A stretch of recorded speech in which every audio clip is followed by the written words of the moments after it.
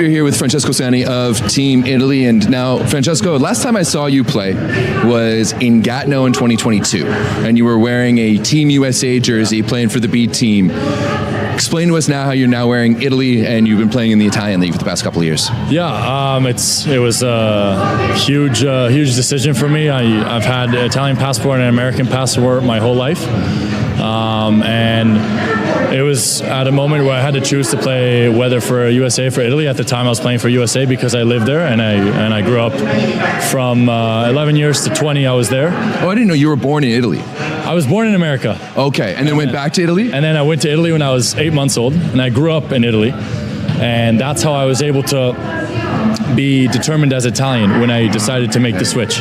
So it was more of a question of if I wanted to play all over the world, because as you see, many Americans play in Poland, Germany, France, and I really wanted to stay in Italy and play for Italy, so I chose the Italian team. Yeah, we were all a little surprised a couple years ago when you started playing for Verona, and we were like, how is this working out? Because Sani's an international, and then we realized that you were naturalized. Obviously not a path that a lot of people are going down, but how do you think it's worked out for you so far? I mean, I think the Italian switch gave me a huge window of opportunities in Italy, because as you know, there's a foreigner rule, so there can only be 4 foreigners on the court at a time. So Italians are heavily requested and get a lot of play time in every team.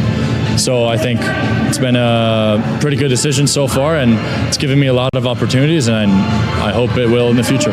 It seems to have kind of fit you. Like, I've watched your style change and evolve from being at UCI to now being with Verona and the Italian team. How has that fit been coming in? I saw after the first match you had a big long talk with De Giorgi, Fefe. How has that fit been getting into the Italian system and amongst that team?